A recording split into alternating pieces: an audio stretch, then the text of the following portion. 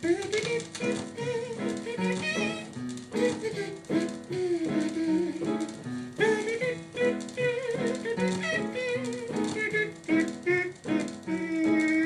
you come into our parlor, said young Pennington to Guy. We have many curiosities to help the time to by. Oh no, no, draw the story man, to ask me is in vain. For whoever goes up that winding stair may ne'er come down again. Oh me, oh my, won't you come into our parlor, said young Pennington to Guy.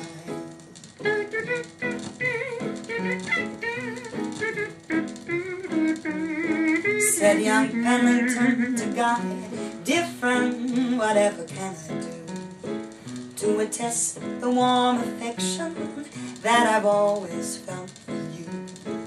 Oh no, no, said Guy Jackson, to the poet's deep dismay, for I've heard about our parlor games and I do not wish to play. Oh me, oh my, won't you come into our parlor, said young Pennington to Guy.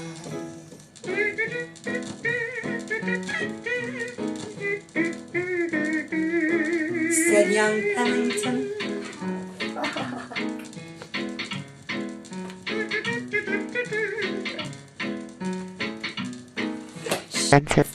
Okay. Ah, brilliant. So I'll quickly show you the others. This is number 3. This is not a bent fork, which obviously again takes its inspiration from both René Magritte and Uri Geller. And if you notice, this is facing the opposite way than the spoon was on plate number 1. So these look great side by side, look great in a new modern home. And these plates are ready to affix to the wall. They're lightweight, you can stick it up with glue tack or sellotape, or just leave them lying around. Okay. And the final plate is 004, product number 004, Common and Love. And this is directly inspired by Uri's opening track of his debut solo album entitled Uri Geller, which came out in 1975. What's the hand represent then? Well, the hand represents Uri, really. If you notice, it's a left hand, if you look at it like that, and Uri Geller is left-handed. I'm sorry, hold up your left hand again. Like this. Okay. And Uri Geller is left-handed. Oh, okay. And there's a heart in his hand because he's given his heart to the world, and over here is a sun that's just sort of circulating around Uri Geller's hand. So yeah, that's 004. And all these plates are 99p each, which is a bargain really, considering their design content. Oh, great. So that's the range of plates. That's the range of plates, yeah. Okay. And now, what's next? Next we've got these. Oh, okay. Which are so this is the range of spoon. This is the spoon and fork marks. Okay. Well, you know how it is. You're reading a book, and you need to stop reading for whatever reason. And it's always difficult to remember where you are in a book, especially a book like this, biography of Uri. It's very difficult to remember where you were, and to find the impetus to carry on reading. And the way around that really is to use one of these, which is a spoon mark, which you can see, just clips over the top of your book. There it is. Bent with the aid of my mind. And each spoon is different. It also comes in a fork. As you can see, the quality and the detail on this fork is incredible. Oh. All of the spoons and forks are vintage stainless steel, washed in ordinary washing up liquid to make sure they're clean, and then bent with the aid of my mind. Okay. And these are only £2.49. Can you show us how that spoon looks hanging in the book again? Just if you just open the book real quick. Okay. And I'm sorry, I interrupted you. How much was it? £2.49, and the code numbers for these are 005 for the spoon, and 006 for the fork mark. Do you have would you have a bent knife? We don't have any bent knives in the collection at the moment, and the reason for that is just like a butter knife, not. Yeah, I mean they're still quite sharp, and also they're very difficult to bend. I don't know if you ever tried to bend a knife. It's not very easy. I can show you, for example, how I bent these. Oh yeah. Would you like Plenty to of see? time. Yeah. Of course. Move this up for me. Okay, this is a spoon. Let me get in on that. Okay. Just an ordinary teaspoon. Oops. And for example, this is the way that I would bend these. And if you just concentrate on it, you can see that the spoon is bending slightly. You might get a better angle this way. If I hold it, and this is all I do is I sort of rub my finger underneath the spoon like that. Oh my god. And you can see it bending. Oh my god. And I let this continue until it reaches the desired shape.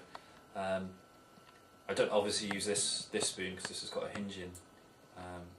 But I was just showing you as an example of how I do the others. Oh right. But it's just it's hard to maintain my psychic ability in public. So this was just an example of how. Okay. Of how I do it. Okay. Hello, welcome back to Parlour Games, the movie. Welcome back to Parlour Games, the movie. I am Nathan Pennington. And I'm Guy J. Jackson, and this is the interview segment. We're in the middle. Well, we're just starting the interview segment. Yeah. Okay. And the way the interview is going to work, we haven't got anybody here. Nobody wants to come over. So we are going to try and phone somebody from the London. We didn't actually ask anybody to come over, though. Oh no, I suppose not. But I mean, I guess we just assumed that people wouldn't want to come. I wouldn't have wanted them to come anyway. That might have been distracting to the whole filming process of the movie. I guess so. I mean, you can't have too many poets wandering around. No, like imagine if like a poet was, another poet besides you or me was sitting around here. Just that would have been a Horrible, disaster. wouldn't it? So at least on the phone we can hang up. If and then we would have had to like interview them for 5 minutes and then kick them out. Yeah, and they wouldn't want to leave, would they? Otherwise, they wouldn't want to leave, and they would just be hanging around all day. So it's a good thing that nobody else besides us is here, and Gwen has been here. But that was to sing the theme song, and then she left. Yeah, now it's just me, and Nathan Pennington, and Guy J. Jackson. So we're going to just make a quick call to. I think we're going to call Tamsin Kendrick because she'd already called me today. So she probably called because I put a thing on Facebook saying what they were going to call people. You see, Facebook, for those of you in the future or in the past, is a thing on the web where everybody talks to each other. It's kind of like if you're too far into the future watching this. Say from the year 2070, and you're watching this and Facebook doesn't exist anymore. Facebook is like what we use in these times to like communicate to people on the internet. Yeah, and so basically Facebook isn't a book just of faces. It's kind of a bit misleading, really. I was saying that the other day. Like it's not really a face. It's like a thing on the internet of people. Like all your friends are on Facebook, on the internet. It's if you have, but of course, if they're watching this from the year 2080, they might not even have the internet anymore. There might be like a magic thing in the air, like not magic, but a scientific, like it might be all around them in the air, like electronics in the air. Yeah. So anyway. Point being, I sent out a word on Facebook, and sorry, I don't mean to. Oh no, carry on. No, we need to explain this. It's important. I sent that word out on Facebook, and so some people might call because maybe I would.